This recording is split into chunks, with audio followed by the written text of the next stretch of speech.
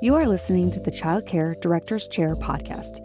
Your host, Erica Sacosio, invites you to join her community of passionate and inspiring leaders in the ECE field, where she discusses, reflects, and shares the best ways to invest in our children, families, teachers, and community.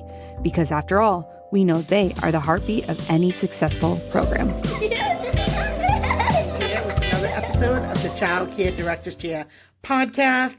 I am so happy you're here. I love you. You can listen to 1,000 podcasts, but today you picked mine, so yay! So today we're going to talk a little bit with someone you may know, especially if you're from Texas, but he is going to bring a lot of fun to today's episode. Before we start, what are we even talking about? Well, according to a study by National Association for Childcare Professionals, 70% of childcare providers reported a lack of trust among staff. And when that happens, it negatively impacts the ability to deliver high quality care. So we want to really emphasize how critical having trust in your work environment is for both the staff and the children that they serve. And today we are joined by Albert Wright, who is a speaker, trainer. He has a lot of accolades here, but was voted one of the best trainers a couple years in a row through NAA. Is that correct? So why don't you tell folks a little bit about yourself, because I'm sure you can do that much better than me, and then we'll dive into the content. So what's up, everybody? My name is Albert, and really, with people who've never met me before or never been in a space with me before, I always tell them that really I do all this, I speak, I do all these things, but to my core, I'm just a 3-year-old teacher. So for those of you who have been in the classroom before, you know what that means. And then right after I did 3s, I did 2s. So I got a little bit of an edge about me. Okay, all my 2-year-old teachers, you know what it is. So I've been in the field since the 90s, and I've done everything, like I said, from 3s to assistant director to center director to district manager. And I'm just happy to be here today with you guys. So for our directors that are listening and you're not sure, maybe Albert, you can shine a little light. What do you think key indicators might be that your organization has some trust issues within the team? So one of the first things I see, and this is subtle. So directors, I'm speaking to you specifically really quickly. First, even before you start looking at your staff, I need you to look at you. And I need you to kind of take stock in your heart and how you feel about things. Because what I found is that if you struggle, if you're struggling internally or mentally, they can struggle internally or mentally. So after you've taken stock in yourself and you've kind of assessed kind of your feelings and how you're doing, then you look at them. So if I'm walking through the halls as a director, and every time I walk through the hall, everybody's like, and then they see me and they're like, hold up, y'all were just laughing. And all of a sudden now y'all like, yes, sir, Mr. Albert. Mm-hmm. That right there is one of the first signs that there may be some sort of disconnect. Now, I want them to have a healthy respect of you, but I don't want to be so kind of one-sided that they don't see you as a part of the team. And I think that's what some of us directors kind of lose sight of while we're worried about, licensing regulations and restrictions and all these other things. We lose sight of, we really just need to be a part of the team. So that's one of the first things I look for. Yeah.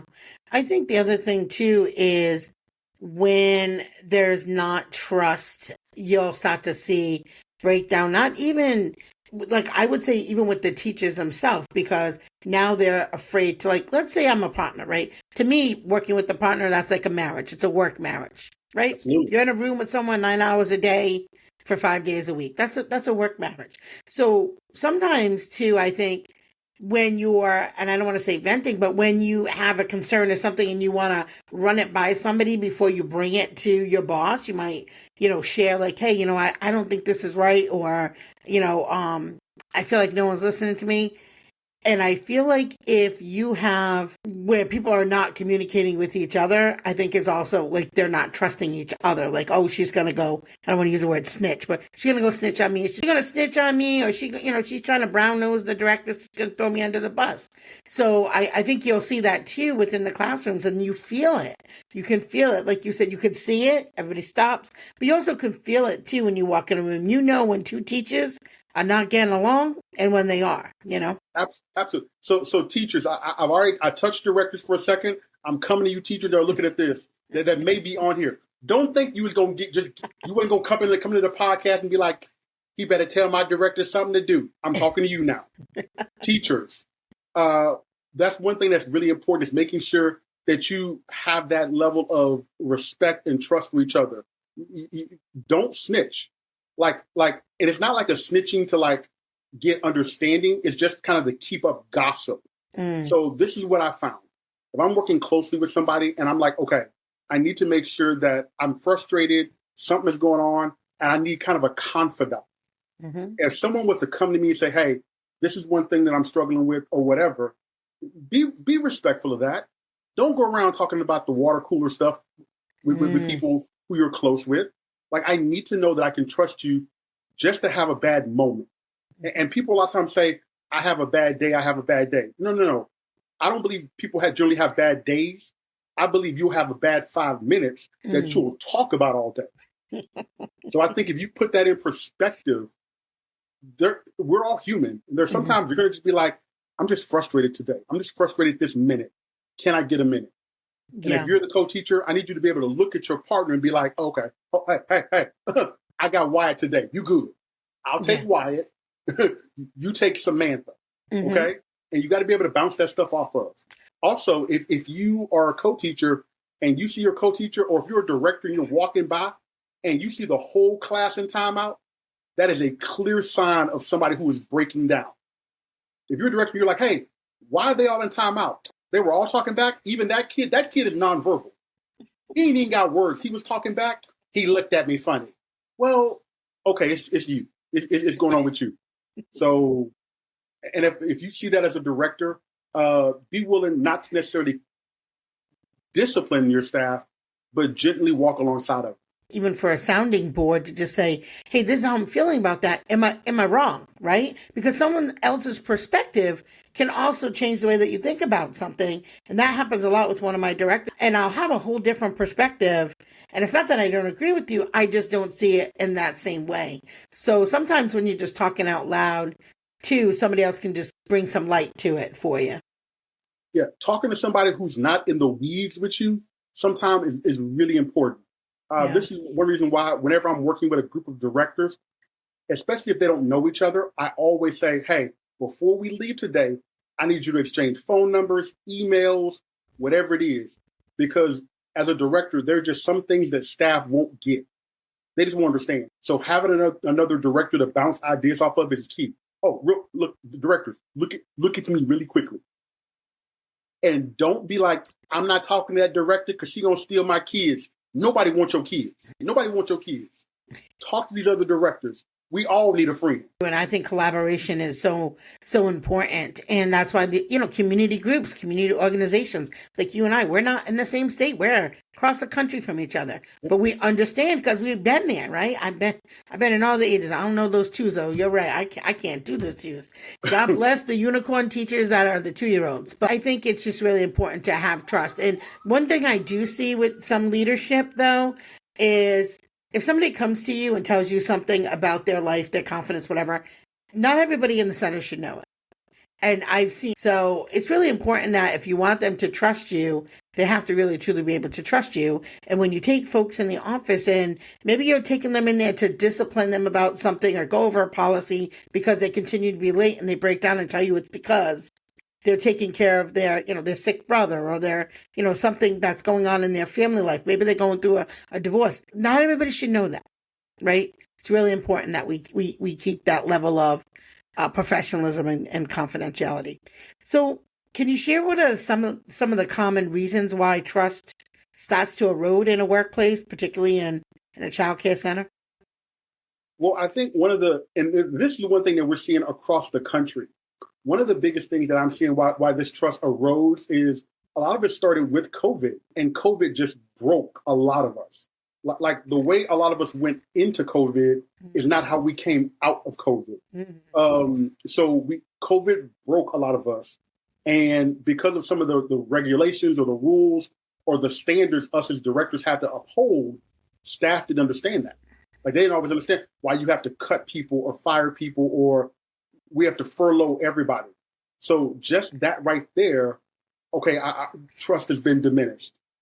So now you as directors have to figure out, okay, how do I win my staff back? And not just how do I win them back financially, how do I win them back emotionally? Because there's some staff that you have there physically who aren't as dialed in as they used to be. And I think sometimes we think, oh, if we just pay them an extra 25 cents an hour or an extra quarter an hour, extra, whatever it is an hour, that'll fix the problem. But I tell directors this, you cannot fix an emotional problem with a physical thing. If they broke emotionally, you have to help them emotionally. So one thing that I just say is try to have one-on-one meaningful conversations with each of your staff to just see where they are, what's going on with them, whether it be something mentally, physically, emotionally, spiritually. I have heard directors say, well, Albert, I don't want to touch them emotionally, or I don't want to talk about anything outside of the school. And I have to remind them that they are 100% people.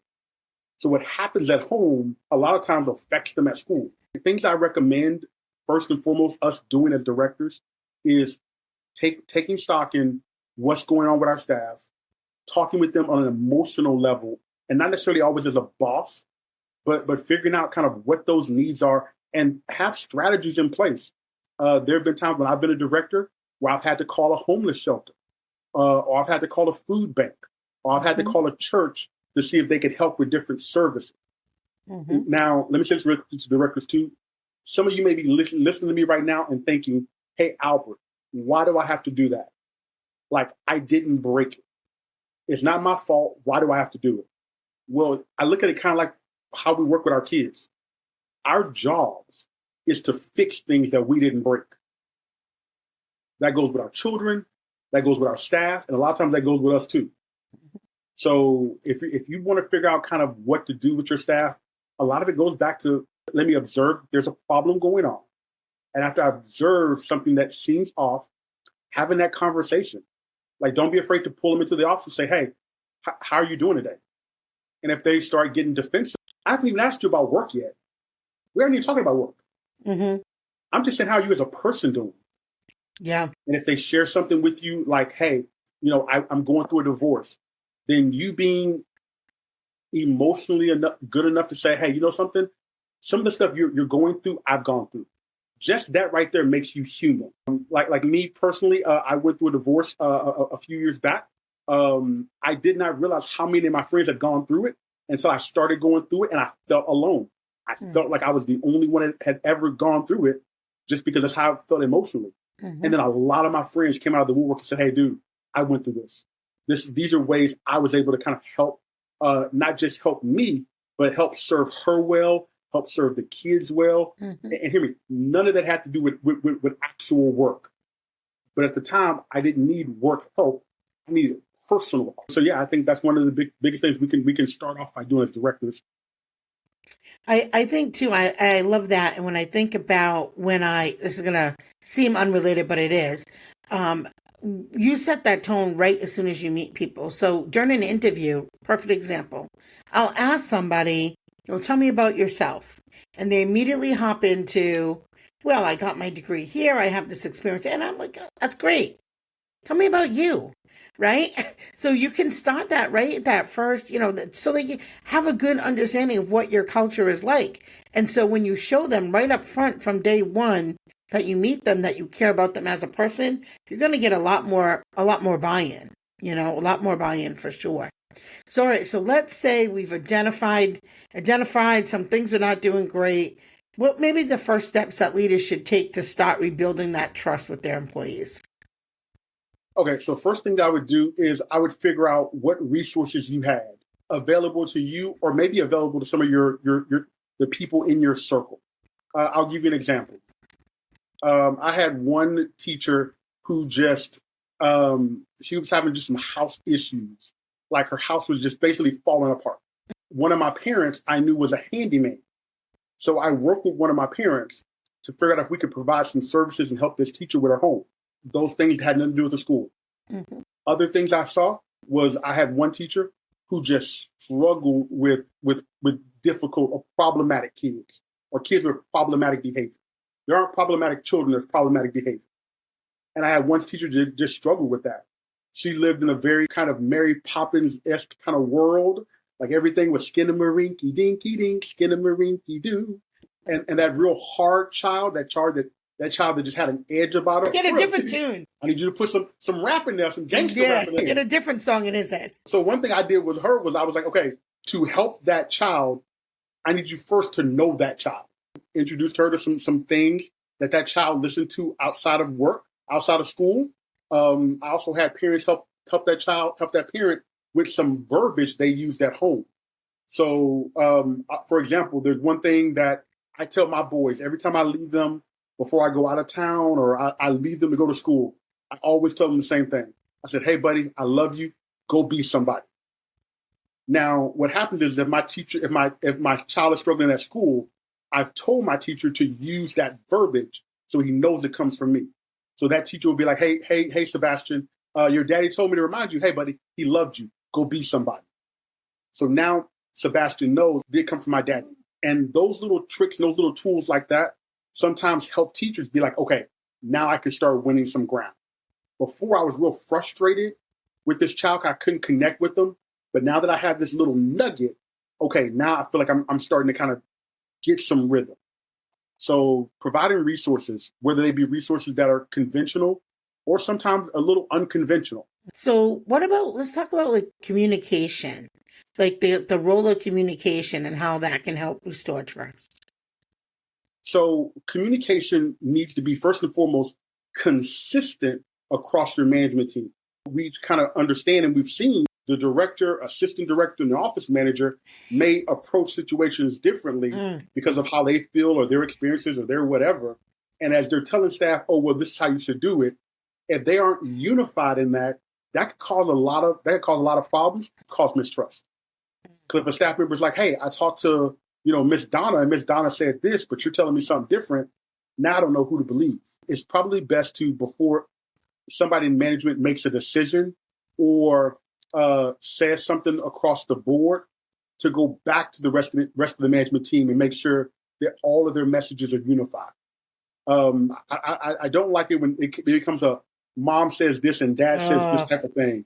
I need everybody on the same page. Yeah, so that happens a lot. Yeah, so communication, it has to be unified and consistent, no matter who they're talking to. This morning, actually, a perfect example. This morning, there was a message that needed to be conveyed to some staff. And so I called my center director and I said, hey, put so-and-so on the phone. That message had to come out of my mouth to that person. There was several teachers. I'm not going to throw anybody under the bus, but I just didn't want anything to change or the translation to be lost. But it was a message that needed to come from the top up, But yeah, I think sometimes it is difficult too, because on the flip side of that is we're not clones of each other, right? I can say something, literally the same words as someone else, but my approach might be different. My body language might be different. My tone might be different. So I think although you have the uniformity, you also have to try to figure out a way that you don't have this mom or dad division, because that does all have one director that they lean towards more than the other. Maybe that person comes across with more empathy or more understanding. But it's important to be aware of that. If you find that your team continually keeps going to one person, just evaluate that. Try to dissect that. Why? Is it a good thing or a bad thing? Is that person letting them get away with everything? Or is it that they connect more with that person? And the other thing is, leadership, guys, is not a title. People are going to gravitate to where they feel heard and valued. So it could be the janitor in your school, right? That janitor might know everything that's going on in that school, right? And you may not. So I think, where people are seen and heard is really important.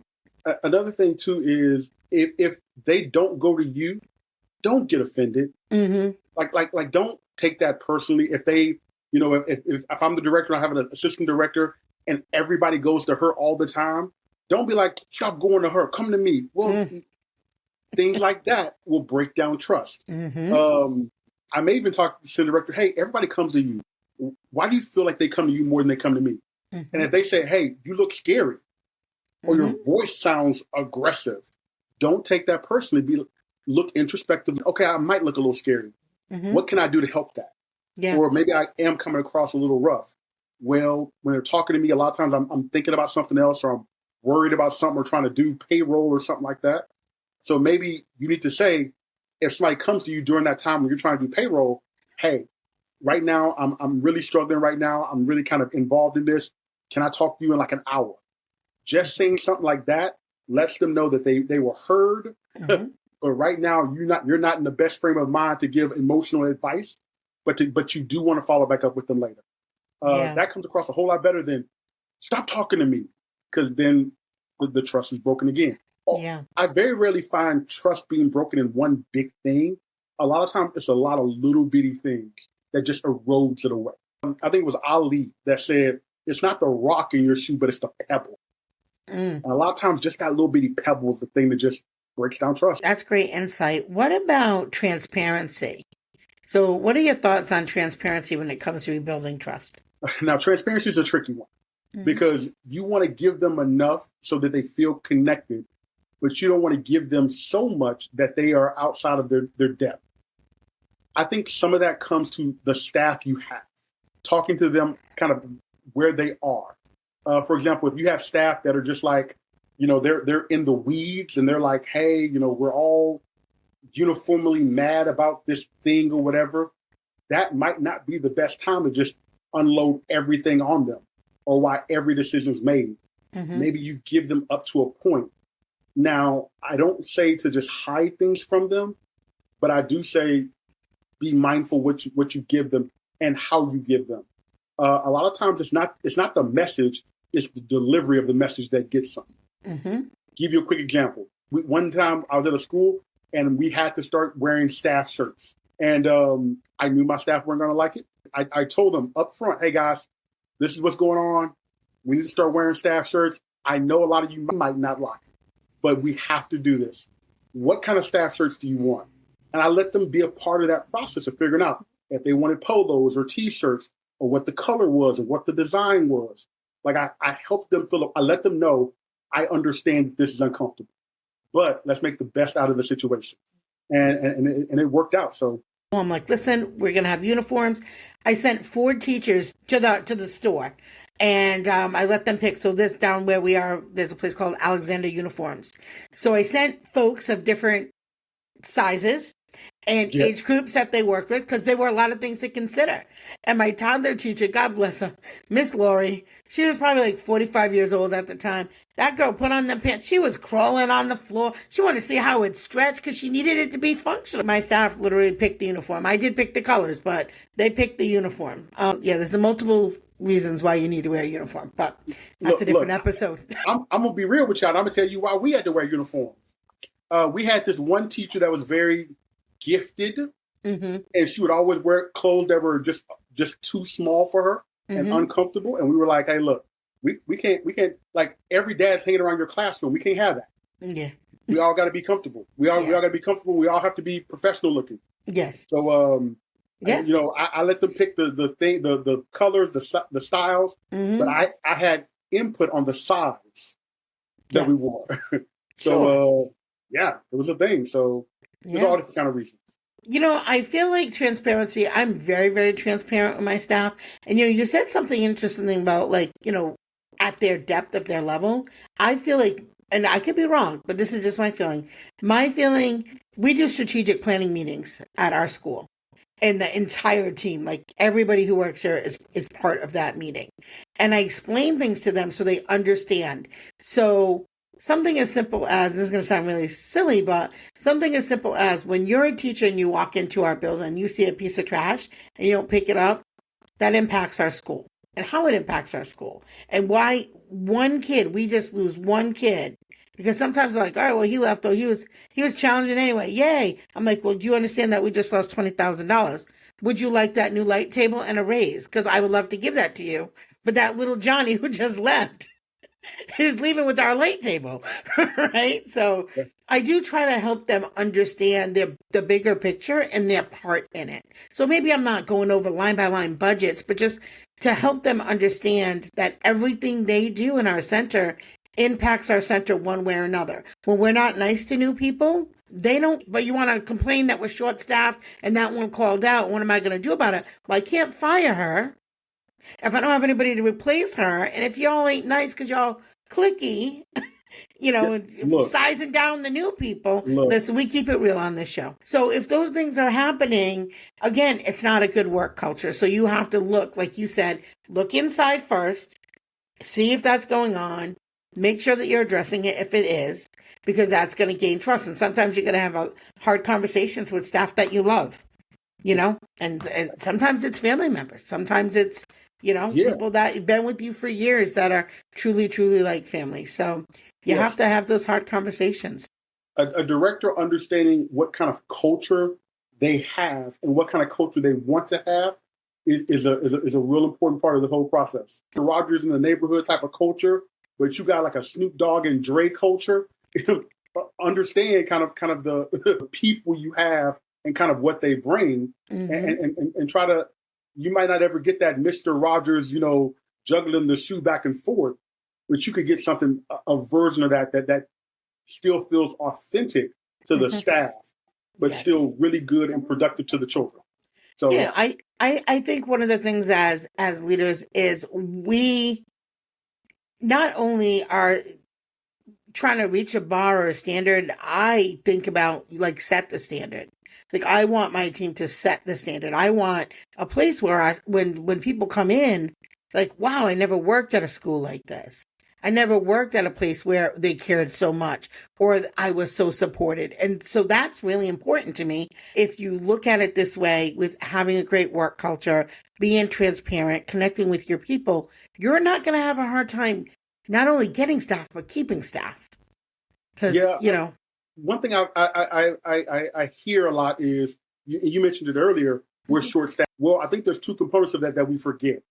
First of all, if you can hire as many staff as you want to, but if you can't keep the ones you have happy, none of it works. Mm-hmm. So I call it closing the back door. Mm-hmm. So sometimes it's not focusing on how to get more staff. It's focusing on how to keep the staff that we have. That's one piece that I keep the good staff that you have. I feel you've been traumatized by something. Well, 25 years in, couple centers, yeah. Yeah, you got to look. You keep the good ones. You got to weed the garden sometimes. Yeah. And sometimes if you have a good culture, those rough ones, they're going to go on about their business anyway. Yes, that's true. That's true. Like I tell people, I don't fire you, you fire yourself. So, yeah, especially if you're trying to keep up nonsense or drama and you realize that none of us are just going to go for it, and you can't talk behind people's backs because everybody is on board with each other, people just tend to be like, I don't want to work here no more. Well, the work don't want you either. Gone. Can you give us an example of a successful trust-building initiative that you've implemented or observed, or something that, like some action when we get off this podcast that somebody can do that has worked? A important initiative that I've done that worked. I'll give you one. So one thing that I did that really, really helped one of the staff I worked at. I've been a director of multiple different schools, but this one I had specifically was just rough. Everybody had been there like 15, 20 years. Everybody was like 10 years older than me at the time. And I just couldn't break through. I couldn't get everybody on the same page with me. So one thing I did was I started doing, and it's going to sound normal, but I started doing monthly kind of get-togethers. And during those monthly get-togethers, we did a bunch of different stuff. Like we did potlucks at the school, yes. Mm-hmm. But we also went and got pedicures together. One thing we did kind of race car driving. And a lot of things I did, what I would do is I would do something once a month. And then every 3 months, we'd say, okay, bring all family. So we didn't just want to partner with the teacher, We wanted to partner with the husband. We wanted to partner with the kids. And that helped a lot. And through doing stuff like that, we became good friends with a lot of spouses. So much so that another thing that we started was we used to send like birthday cards home to the staff. And we also started sending birthday cards home to the spouses. Love it. So we would have the kids all sign a card, put their little scribble or their little picture or whatever. And then I would say, thank you for sharing your spouse with us. She's been a blessing to our school, and you have been a blessing to us as well. And we would, all the staff would sign it as well, and we send it home. And I would get the coolest stories about, a husband that would get a card from the school and say, hey, honey, this is for you. And she'd be like, no, this is for you.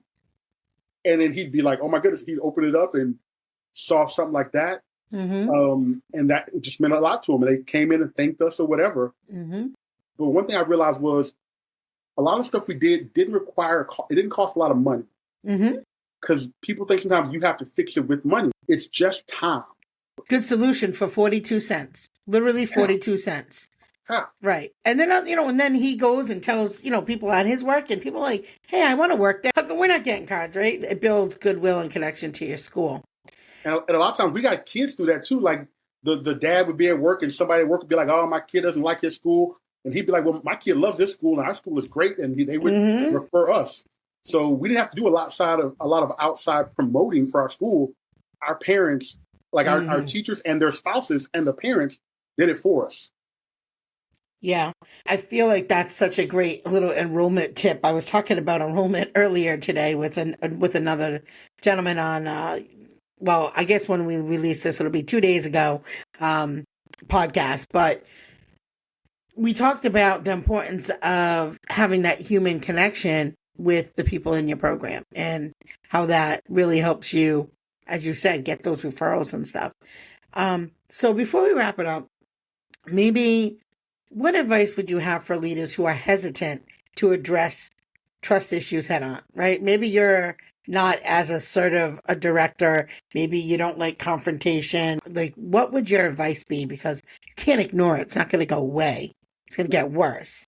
So what would your advice be there?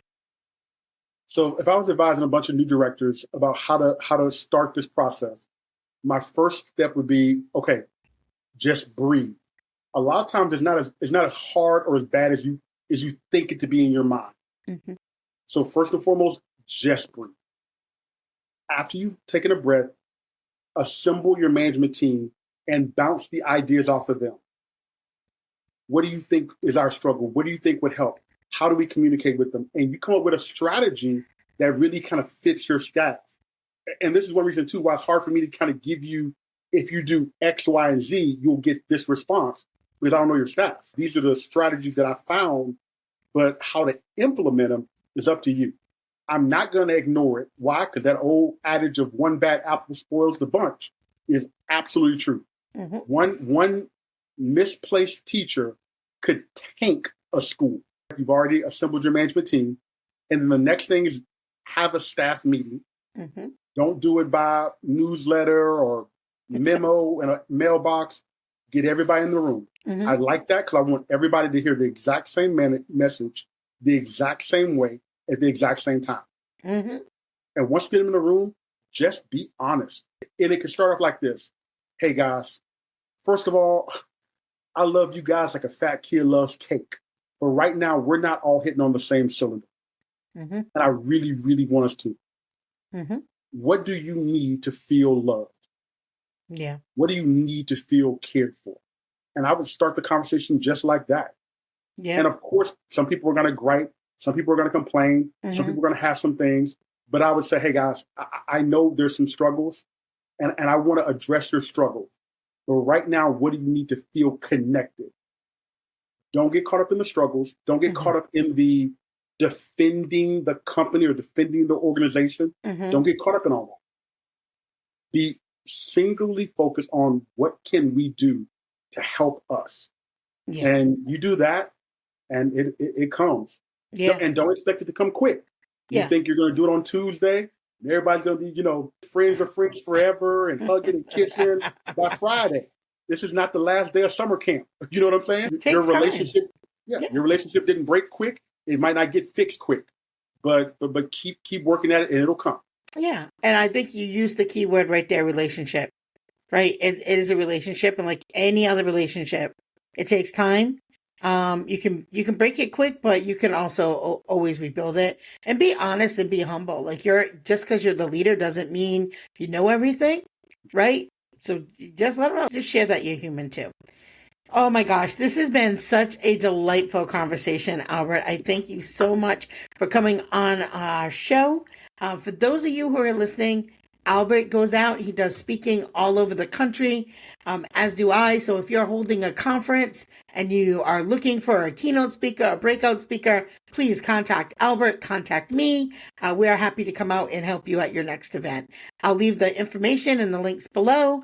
And as always, remember, it's the small details that make a big impact on the success of your childcare business. Have a great day.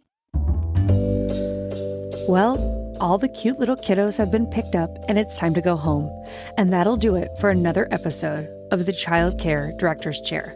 Please leave a review so Erica knows the information is helping you to manage and improve your childcare centers. Remember to subscribe to get the latest episode from Erica's Childcare Directors Chair.